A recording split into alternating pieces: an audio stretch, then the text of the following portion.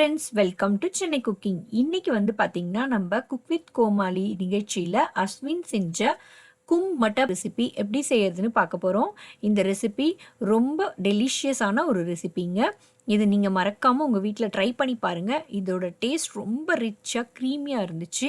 இது வந்து நீங்கள் பார்த்தீங்கன்னா சப்பாத்தி, நான், ரைஸ் கூடலாம் ஒரு நல்ல சைட் டிஷ்ஷாக இருக்கும்.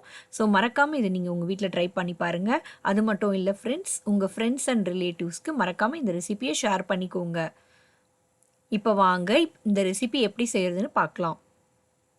இப்போ வந்து இந்த ரெசிபி செய்கிறதுக்கு ஒரு பேனில் வந்து நம்ம பட்டர் அப்புறம் வந்து கொஞ்சமாக வந்து எண்ணெய் விட்டுக்கிறோம்.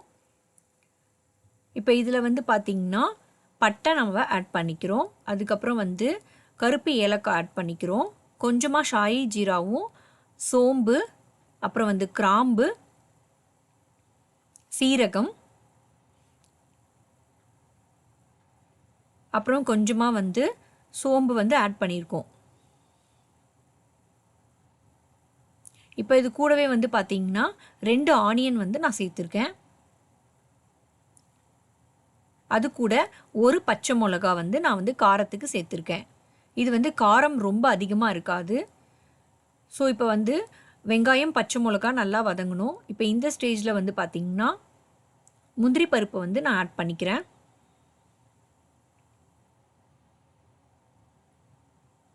இப்போது இது எல்லாத்தையும் ஆறின பிறகு மிக்ஸி ஜாரில் போட்டு நம்ம ஒரு பேஸ்ட் மாதிரி அரைச்சி வச்சுக்க போகிறோம். இப்போ பார்த்திங்கன்னா அதே கடாயில் கொஞ்சமாக பட்டர் ஆட் பண்ணி நம்ம கட் பண்ணி வச்சுருக்க மஷ்ரூம்ஸ் எல்லாம் போட்டு நல்லா வந்து ஃப்ரை பண்ணி எடுத்துக்க போகிறோம்.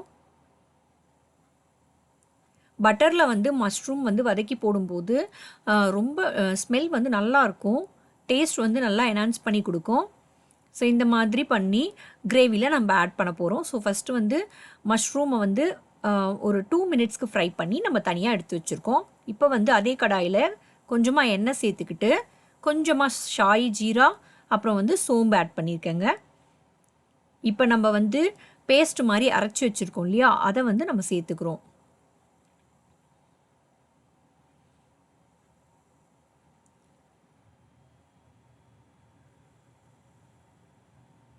இப்போது மீதி இருக்க பேஸ்ட்டை வந்து தண்ணி ஆட் பண்ணி அதையும் நம்ம கூட சேர்த்துக்கிறோம்.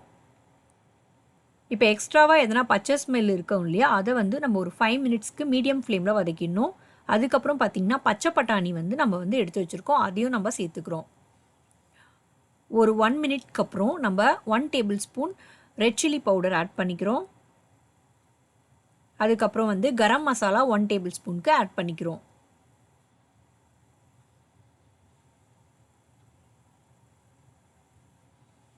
இப்போ இதை வந்து நல்லா வந்து மசாலா ஸ்மெல் போகிற அளவுக்கு கொஞ்சம் வதக்கிக்கோங்க. இப்போ வந்து தேவையான அளவுக்கு சால்ட் ஆட் பண்ணிக்கோங்க. அதையும் நல்லா வந்து மிக்ஸ் பண்ணி விட்டுக்கோங்க.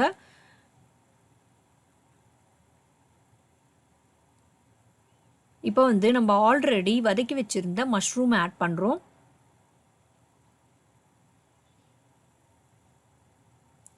மஷ்ரூம் ஆட் பண்ணி இந்த கிரேவி கூட நல்லா வந்து மிக்ஸ் பண்ணிக்கிறோம்.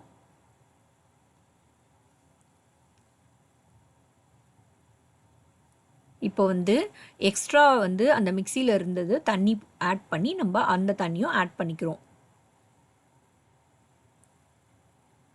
இப்போ வந்து நம்ம ஒரு 5 மினிட்ஸ்க்கு வந்து மீடியம் ஃப்ளேமில் வச்சு நம்ம இந்த மாதிரி பச்சை ஸ்மெல் போகிற அளவுக்கு நம்ம கொதிக்க விட போகிறோம். இப்போ நம்ம ஆல்ரெடி வந்து ஃப்ரெஷ் க்ரீம் எடுத்து வச்சுருக்கோம், அதை வந்து நான் ஆட் பண்ணிக்கிறேன்.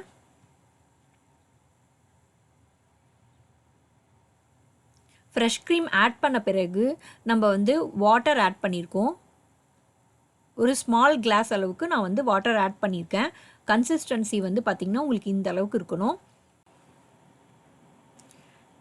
இப்போ நமக்கு சுவையான கும் மட்டர் மஷ்ரூம் கிரேவி ரொம்ப டேஸ்டியாக ரெடி ஆகிடுச்சு. இது வந்து பார்த்திங்கன்னா நீங்கள் சப்பாத்தி, நான் இந்த மாதிரியான ரெசிபீஸ் கூடலாம் நீங்கள் வந்து நல்ல ஒரு ஆப்டான ஒரு சைட் டிஷ்ஷாக இருக்கும் இது. ஸோ நீங்கள் இது மறக்காமல் உங்கள் வீட்டில் ட்ரை பண்ணி பாருங்கள். இதோட டேஸ்ட் வந்து எக்ஸலண்ட்டாக இருந்துச்சு.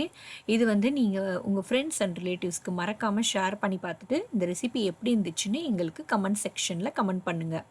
அது மட்டும் இல்லை ஃப்ரெண்ட்ஸ், எங்களோட சென்னை குக்கிங் சேனலுக்கு கண்டிப்பாக மறக்காமல் சப்ஸ்கிரைப் பண்ணிவிட்டு பெல் நோட்டிஃபிகேஷனையும் மறக்காமல் ப்ரெஸ் பண்ணிக்கோங்க. அப்போ தான் எங்களோட அப்டேட்ஸ் எல்லாமே உங்களுக்கு உடனுக்குடன் வரும்.